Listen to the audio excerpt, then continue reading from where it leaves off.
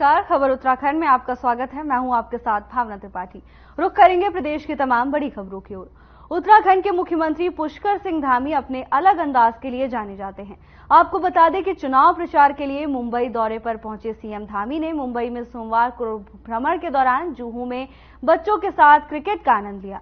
इस अवसर पर वहां उपस्थित लोगों ने सिलक्यारा टनल रेस्क्यू ऑपरेशन के दौरान प्रदेश सरकार के प्रयासों की सराहना की। सीएम धामी ने लोगों से बातचीत के दौरान उनके उत्तराखंड भ्रमण के अनुभव की जानकारी और उनके सुझाव भी लिए। सीएम धामी ने सभी को चार धाम यात्रा के लिए आमंत्रित किया। लोकसभा चुनाव का बिगुल बज चुका है। ऐसे में सभी स्टार प्रचारक लगातार देश के अलग अलग हिस्सों में जाकर प्रचार कर रहे हैं। इसी क्रम में मुख्यमंत्री पुष्कर सिंह धामी भी महाराष्ट्र पहुंचे, जहां उन्होंने बच्चों के साथ क्रिकेट खेला, तो वहीं उन्होंने बच्चों को तीर्थ यात्रा के लिए आमंत्रित भी किया है।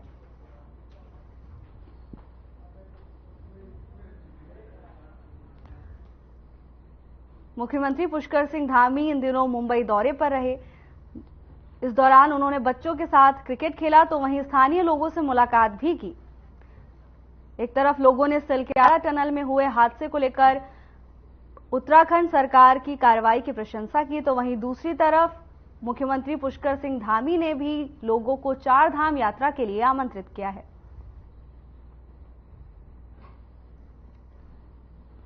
मुख्यमंत्री पुष्कर सिंह धामी महाराष्ट्र दौरे पर रहे। इस दौरान उनका एक अलग अंदाज देखने को मिला।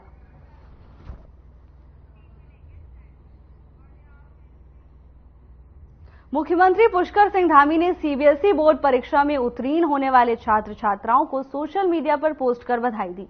सीएम ने लिखा, केंद्रीय माध्यमिक शिक्षा बोर्ड यानी कि सीबीएसई के इंटरमीडिएट एवं हाई स्कूल परीक्षा में उत्तीर्ण होने वाले समस्त विद्यार्थियों को हार्दिक बधाई। साथ ही उन्होंने सभी छात्रों को कहा कि आप इसी प्रकार परिश्रम और लगन के साथ सफलता के पथ पर अग्रसर रहें। अनुत्तीर्ण हुए विद्यार्थी पुनः मेहनत कर सफलता को अर्जित कर सकते हैं। मुख्यमंत्री ने सभी विद्यार्थियों को उज्जवल भविष्य को लेकर अनंत शुभकामनाएं दी।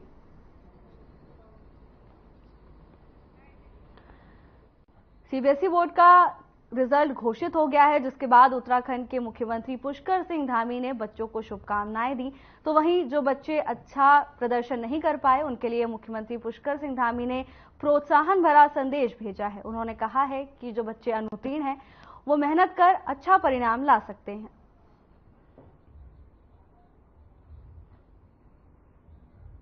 सीबीएसई बोर्ड ने नतीजे घोषित कर दिए हैं, जिसके बाद लगातार बड़ी हस्तियों के संदेश सामने आ रहे हैं। इसी क्रम में मुख्यमंत्री पुष्कर सिंह धामी का भी संदेश सामने आया है। उन्होंने बच्चों को उज्जवल भविष्य के लिए शुभकामनाएं दी हैं।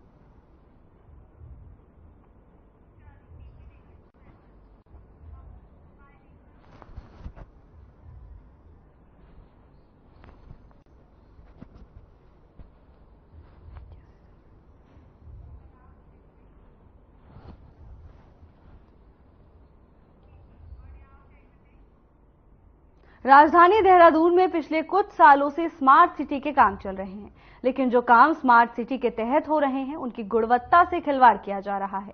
इस पर कांग्रेस के प्रदेश प्रवक्ता शीशपाल सिंह बिष्ट ने कहा कि देहरादून शहर में स्मार्ट सिटी के नाम पर जो भ्रष्टाचार हुआ है, साथ ही अव्यवस्थाओं का अंबार लगा हुआ है। कांग्रेस की तरफ से भी सरकार को इस मामले में कई बार घेरा जा चुका है।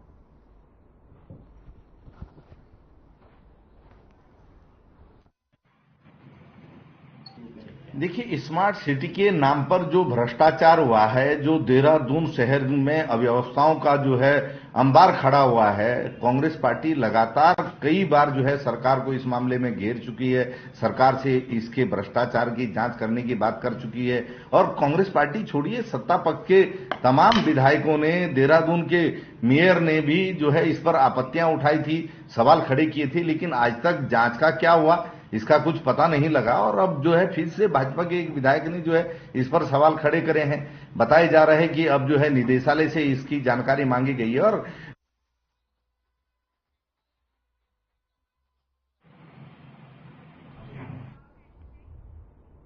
उत्तराखंड में आगामी दिनों में होने वाले नगर निकाय चुनाव के लिए आम आदमी पार्टी ने तैयारियां तेज कर दी हैं।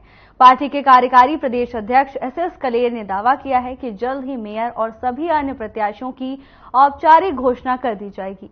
आपको बता दें कि देहरादून स्थित पार्टी के प्रदेश कार्यालय में बैठक का आयोजन किया गया। पार्टी के प्रदेश अध्यक्ष एसएस कलेर की अध्यक्षता में हुई इस बैठक में पार्टी के पदाधिकारी और कार्यकर्ता मौजूद रहे। बैठक में संगठन विस्तार और संगठन की मजबूती पर चर्चा की गई।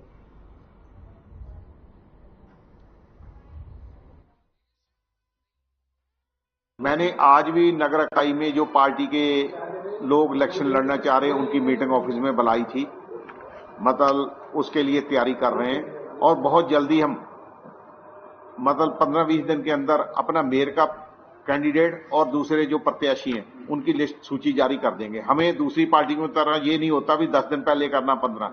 इलेक्शन सितंबर में हो, अक्टूबर में हो, जून में हो, हमें कोई फर्क नहीं पड़ने वाला। हमारी पूरी तैयारी।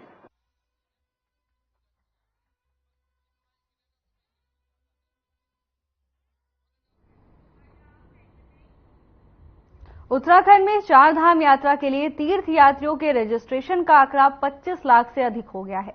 प्रदेश के पर्यटन सचिव सचिन कुर्वे ने रजिस्ट्रेशन को लेकर बताया कि रविवार की शाम 25,30,000 तीर्थ यात्रियों ने चारों धामों के लिए अपने रजिस्ट्रेशन करा लिए हैं। इसके साथ ही 15 अप्रैल से चारों धामों के लिए रजिस्ट्रेशन की प्रक्रिया शुरू की गई है। उन्होंने बताया कि तीर्थ यात्रियों को हर संभव सुविधा मुहैया कराने के लिए यात्रा से जुड़े सभी विभाग मुस्तैदी से काम कर रहे हैं। चारधाम यात्रा को लेकर श्रद्धालुओं में खासा उत्साह है। आपको बता दें कि 25 लाख से ज्यादा श्रद्धालुओं ने चारों धामों के लिए पंजीकरण करा लिया है। चारधाम यात्रा के लिए प्रशासन की सुविधाएं भी दुरुस्त हैं। लगातार निरीक्षण किए जा रहे हैं। श्रद्धालुओं के लिए सुविधाओं को बेहतर बनाने के कार्य लगातार प्रशासन की ओर से किए जा रहे हैं।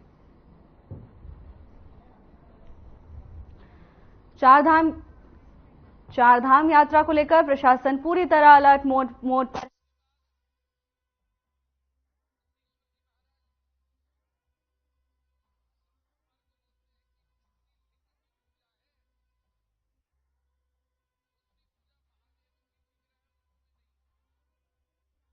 $25 लाख से ज्यादा श्रद्धालुओं ने पंजीकरण करा लिया है। तो वहीं प्रशासन भी श्रद्धालुओं की सुविधा को लेकर पूरी तरह से अलर्ट मोड पर है।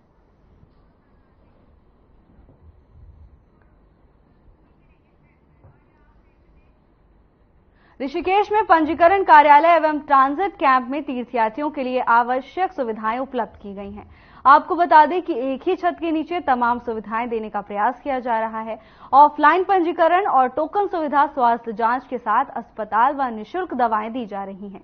यात्रियों को बैठने के लिए एसी हॉल, कूलर, पंखों की सुविधा, मनोरंजन के लिए टीवी की सुविधाएं, यात्रियों के आराम करने के लिए डोरमेट्री की व्यवस्था मुहैया, स्नान घर व शौचालयों की पर्याप्त सुविधा, कैंटीन की और शुद्ध और शीतल जल की व्यवस्था की गई है।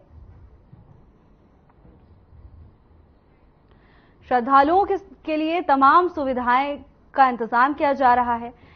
प्रशासन की तैयारियां हैं कि एक ही छत के नीचे श्रद्धालुओं को हर तरह की सुविधा उपलब्ध करा दी जाए, फिर वो एसी हॉल हो या कैंटीन। खाने से लेकर रहने तक सभी तरह की व्यवस्थाओं को एक छत के नीचे उपलब्ध कराने का प्रयास प्रशासन की ओर से किया जा रहा है। आपको बता दें कि लगातार श्रद्धालुओं के रजिस्ट्रेशन की संख्या में इजाफा होता जा रहा है, जिसके बाद प्रशासन भी पूरी तरह से अलर्ट मोड पर है। लगातार व्यवस्थाओं का जायजा लिया जा रहा है और श्रद्धालुओं को बेहतर सुविधा देने के लिए प्रशासन अग्रसर है। चारधाम यात्रा को लेकर श्रद्धालुओं में खासा उत्साह देखा जा रहा है, तो वहीं प्रशासन भी पूरी मुस्तैदी से सुविधाएं उपलब्ध कराने के लिए अलर्ट मोड पर है। कैंटीन से लेकर एसी हॉल तक सभी तरह की सुविधाएं एक छत के नीचे उपलब्ध कराई जाएंगी।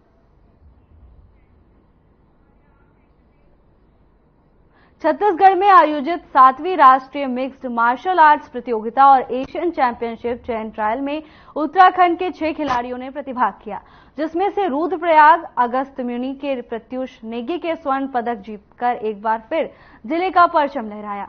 वहीं उनके चयन होने पर कोच उदय बर्तवाल ने कहा कि पहाड़ों में खिलाड़ियों की कमी नहीं है, लेकिन सिर्फ इन्हें बेहतर मंच की जरूरत है। साथ ही उन्होंने कहा कि रुद्रप्रयाग जनपद खेल में अव्वल बनेगा। मार्शल आर्ट्स प्रतियोगिता में उत्तराखंड के 6 खिलाड़ियों ने हिस्सा लिया, तो वहीं प्रत्यूष नेगी ने रिकॉर्ड तोड़ा है, जिसको लेकर उनके कोच का कहना है कि प्रदेश में खिलाड़ियों की कोई कमी नहीं है, बस उन्हें एक मौके की तलाश है।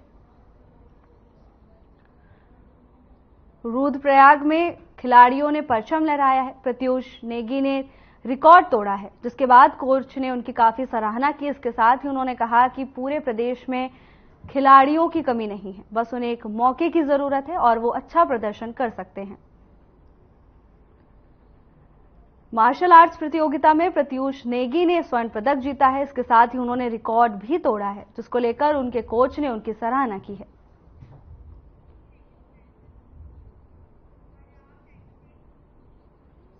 दिल्ली शाहदरा के एसडीएम की कार को चोरी में मुनी की रेती में लाना 4 युवकों को भारी पड़ गया। बता दें कि पुलिस ने शक होने पर कार को रोककर चेक किया, तो कार के अंदर से एसडीएम की जगह मेरठ के 4 युवक बैठे हुए दिखाई दिए, जिसमें एक युवक एसडीएम का ड्राइवर निकला। पुलिस ने कार में बिना एसडीएम की मौजूदगी के प्लेट और हूटर बत्ती लगाने पर कार को कब्जे में लेकर सीज कर दिया है।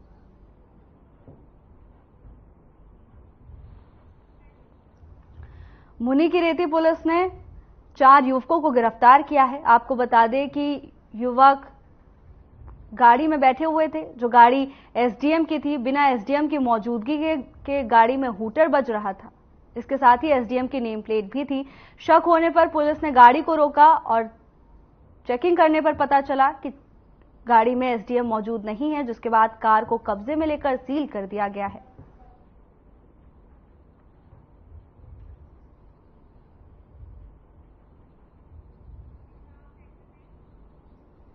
खबर काशीपुर से है, जहां भीषण गर्मी के चलते इस समय डायरिया के प्रकोप ने बच्चों को अपने आगोश में ले लिया है। बता दें कि सरकारी अस्पताल में जब हमारी टीम ने पहुंचकर जानकारी जुटाई, तो पता चला कि इस समय कई बच्चे डायरिया से ग्रस्त हैं। इस दौरान जब child specialist doctor Rajeev Punetha से वार्ता की गई, तो उन्होंने बताया कि इस समय हमारी ओपीडी डायरिया में कई बच्चे आ रहे हैं। साथ ही उन्होंने कहा कि डायरिया से घबराने की कोई आवश्यकता नहीं है, कुछ संयम बरतने की आवश्यकता है। जैसे बच्चों को गर्मी के समय में बाहर ना निकलने दें, तरल पदार्थ का ज्यादा प्रयोग कराएं, पानी अधिक मात्रा में पिलाएं। इसके साथ ही नगर स्वास्थ्य अधिकारी और फिजिशियन डॉक्टर अमरजीत सिंह सहानी ने बताया कि उनकी ओपीडी में बच्चों में काफी इजाफा देखा गया है।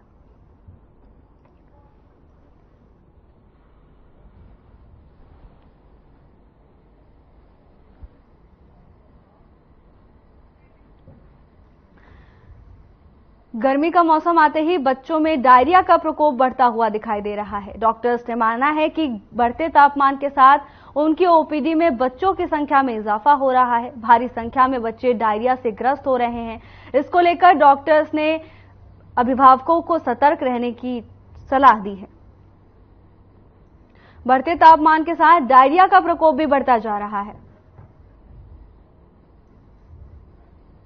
पेशेंट्स की कुछ मात्रा बढ़ी थी पिछले सप्ताह। इधर 2-3 दिन से देखे जा रहे हैं कि उल्टी दस्त के मरीज काफी कम होते जा रहे हैं धीरे धीरे, लेकिन बच्चे जो हैं अभी भी पेट दर्द से ग्रसित आ रहे हैं। उसमें उल्टी दस्त की भी शिकायत है और उल्टी दस्त हो जाने के बाद उनको बुखार भी चढ़ रहा है, तो इसे कोलाइटिस या इंटेस्टाइनल इन्फेक्शन माना जाएगा। ये गंदी जगह पे पानी कहीं पड़ा है या पुराना पानी पी लेने से हो जाता है, दूषित पानी से होता है। देहरादून में आईएसबीटी के पास स्थित बिजली घर में आग लग गई। वहीं जिस समय रहते फायर ब्रिगेड ने आग को बुझाया। हालांकि इस बीच एहतियातन विद्युत विभाग ने आधे शहर की लाइट काट दी। वहीं आग की घटना के दौरान पटेल नगर, कलेमरी टाउन, भंडारी बाग, सुभाष नगर, माजरा, बांजरावाला, आराघर और सहस्त्र धारा में बिजली गुल रही, लेकिन करीब 1 घंटे बाद विद्युत आपूर्ति सुचारू की गई। खबर देहरादून से है, जहां बिजली घर में आग लग गई, जिसके बाद एहतियात के तौर पर बिजली विभाग ने कई क्षेत्रों की बिजली काट दी। इसके बाद फायर ब्रिगेड को सूचना दी गई, जिसको लेकर फायर ब्रिगेड मौके पर पहुंची और आग पर काबू पाया। तो वहीं कुछ घंटों के बाद बिजली दोबारा से सुचारू कर दी गई। खबर देहरादून से है, जहां बिजली घर में आग लग गई। एहतियातन तौर पर विभाग ने कई क्षेत्रों की बिजली तुरंत काट दी। आग पर काबू पाने के लिए फायर ब्रिगेड को सूचना दी गई। मौके पर पहुंची फायर ब्रिगेड ने कड़ी मशक्कत के बाद आग पर काबू पाया। खबर देहरादून से है, जहां बिजली घर में भीषण आग लग गई। देहरादून की मित्र पुलिस ने पटेल नगर थाना क्षेत्र के अंतर्गत एक फर्जी इंटरनेशनल कॉल सेंटर का भांडाफोड़ कर 2 लोगों को गिरफ्तार किया है। वहीं पुलिस ने अभियुक्तों से 14 लैपटॉप और 7 मोबाइल फोन बरामद किए हैं। इस बात को लेकर देहरादून के एसपी सिटी प्रमोद कुमार ने कहा कि मुखबिर से सूचना प्राप्त होने के बाद पटेल नगर थाना की टीम और स्पेशल यूनिट ने वहां रेड की और एक महिला और पुरुष को गिरफ्तार किया। साथ ही उन्होंने कहा कि दोनों अभियुक्त खुद को कॉल सेंटर का मैनेजर बता रहे थे। ये पटेल नगर थाना क्षेत्र में एक जो कॉल सेंटर है तो वो चलाया जा रहा था और जो है मुखबिर द्वारा सूचना प्राप्त हुई थी कि एक थाना पटेल नगर में एक ऐसा कॉल सेंटर चलाया जा रहा है कि जो कि अवैध है। तो उस पर जो है थाना पुलिस के द्वारा और जो हमारी स्पेशल यूनिट है उनके द्वारा रेड की गई थी और रेड करने पे जो है वहां से एक लेडी और एक पुरुष जो कि अपने आप को उसका मैनेजर बता रहे थे उनको गिरफ्तार किया गया। और जब जानकारी की गई तो पता ये चला है कि इनके द्वारा जो है कॉल सेंटर चलाया जा रहा था जिसके लिए कि वो अधिकृत नहीं थे। नदी नालों के किनारे हुए निर्माण पर कार्रवाई के मामले में सियासत तेज हो गई है। बता दें कि कांग्रेस ने बीजेपी पर आरोप लगाते हुए कहा कि राज्य सरकार सिर्फ लोकसभा चुनाव संपन्न होने का इंतजार कर रही थी। चुनाव होते ही बीजेपी का जन विरोधी चेहरा जनता के सामने आ गया।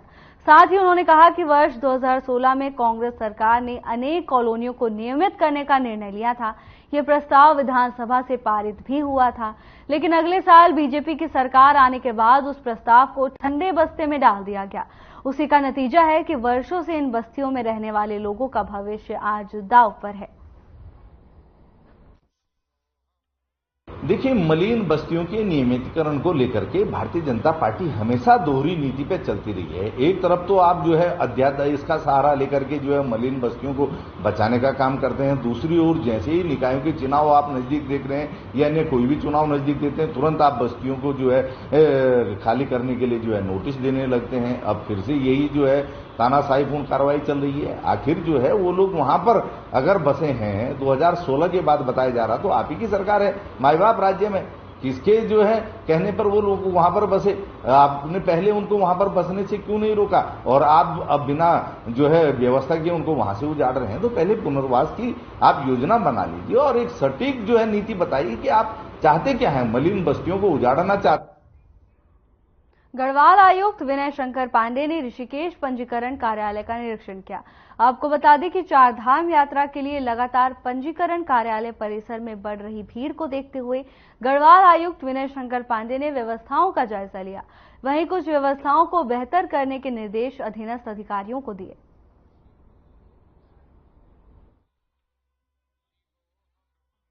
तो लोगों ने पहले भी यहाँ पर 4 धाम यात्रा को कवर किया होगा और आपको काफी गुणात्मक सुधार देखने को मिला होगा। यहाँ पर यात्रियों की सुविधा का पूर्ण ध्यान रखा गया है। हमारे प्रदेश के मुख्यमंत्री जी का बड़ा ही स्पष्ट निर्देश है, उनका मैंडेट है कि यात्रा बहुत सुरक्षित सुगम होने के साथ साथ यात्री जो भी आ रहे हैं, चाहे वो बिना रजिस्ट्रेशन के आए हैं, उनको भी मौका मिलना चाहिए।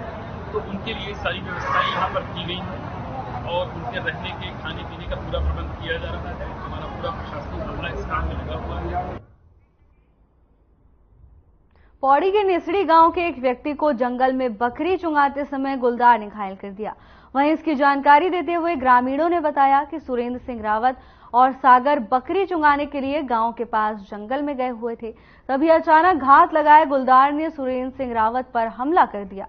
उन्होंने बताया कि हमले में साहस दिखाते हुए सुरेंद्र ने पास पड़े पत्थर को हथियार बनाते हुए गुलदार को भगा दिया, लेकिन इस हमले में सुरेंद्र सिंह रावत घायल हो गए।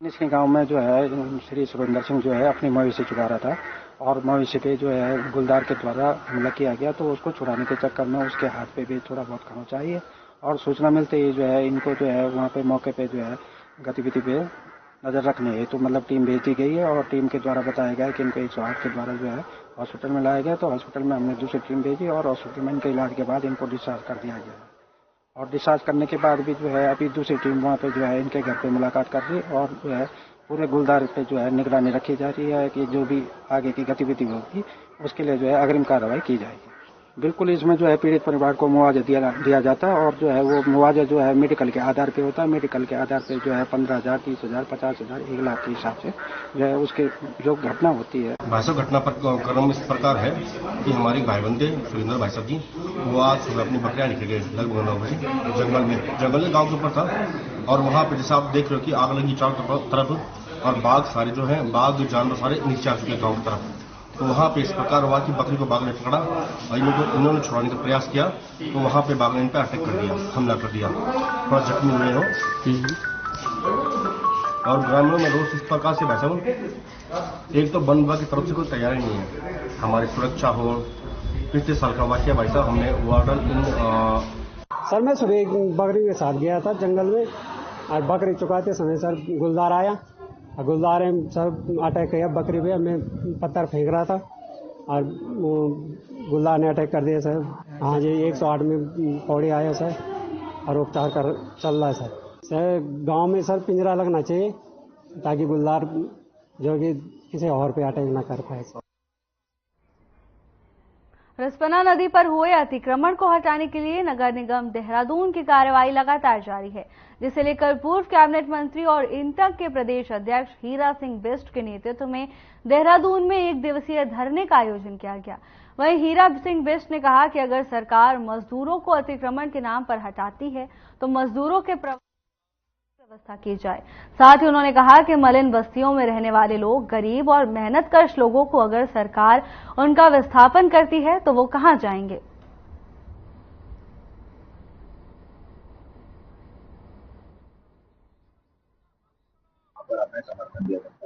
आज सारे उत्तराखंड के ट्रेड जोन ने इंटीग्रेटेड सिटी जितने थी इन्होंने सबने धरना दिया। जो 20 बस्तियों को उजाड़ने का सरकार ने निर्णय किया, घोषणा की कि उनको हम उजाड़ेंगे।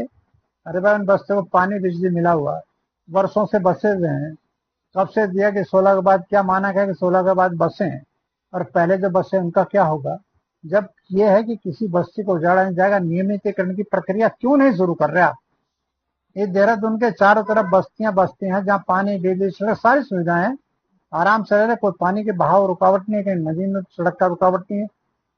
हम भी कहते हैं अतिक्रमण नहीं होना चाहिए, पानी का बहाव नहीं होना, सड़क का अतिक्रमण नहीं होना चाहिए।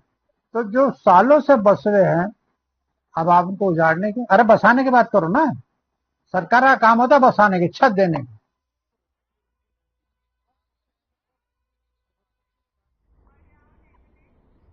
यमुनोत्री के निर्दलीय विधायक संजय ढोभाल ने अवैध तरीके से जिला पंचायत पर वसूली का आरोप लगाया है। उनका कहना है कि देश विदेश से आने वाले श्रद्धालुओं से इको टूरिज्म के नाम पर अवैध तरीके से वसूली की जा रही है। सुविधा के नाम पर कोई भी काम नहीं किया गया। जिला पंचायत अवैध तरीके से वसूली कर रहा है, जिसको लेकर सियासत भी गरमा गई है।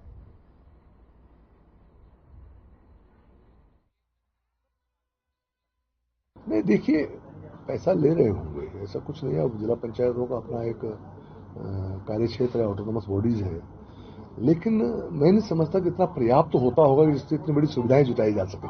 जब सरकार के संसाधन पर्याप्त नहीं हो पाते हैं तो एक जिला पंचायत का संसाधन कितना पर्याप्त हो सकता है।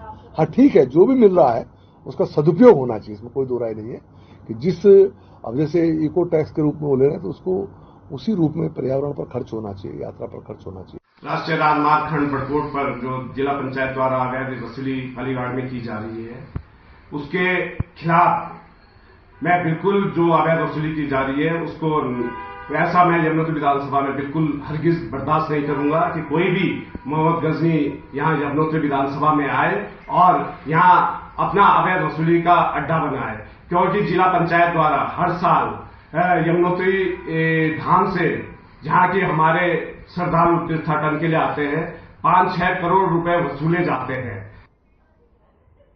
आयुष्मान योजना के अंतर्गत लंबे समय से भुगतान के लिए तरस रहे अस्पताल मालिकों के लिए अच्छी खबर है। बता दें कि अटल आयुष्मान के तहत भारत सरकार के टीएमएस पोर्टल में दिक्कत आ रही थी, उसे अब दूर कर दिया गया है और लंबित 3 महीने के बकाया भुगतान की प्रक्रिया शुरू कर दी गई है। इस बात की जानकारी राज्य स्वास्थ्य प्राधिकरण के निदेशक क्लेम मैनेजमेंट वीएस टोनिया ने दी है। इस नए वर्जन को लागू किया था, जो कि भारत में कुछ राज्यों में था, जिसमें उत्तराखंड भी एक राज्य था।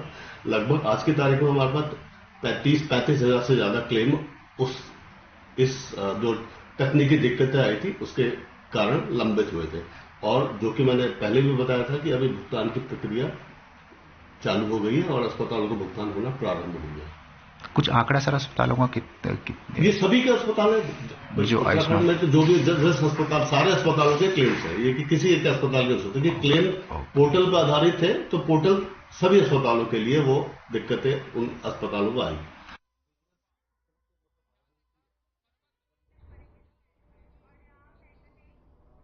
फिलहाल के लिए बस इतना ही। जल्द हाजिर होंगे नई अपडेट्स के साथ। नमस्कार।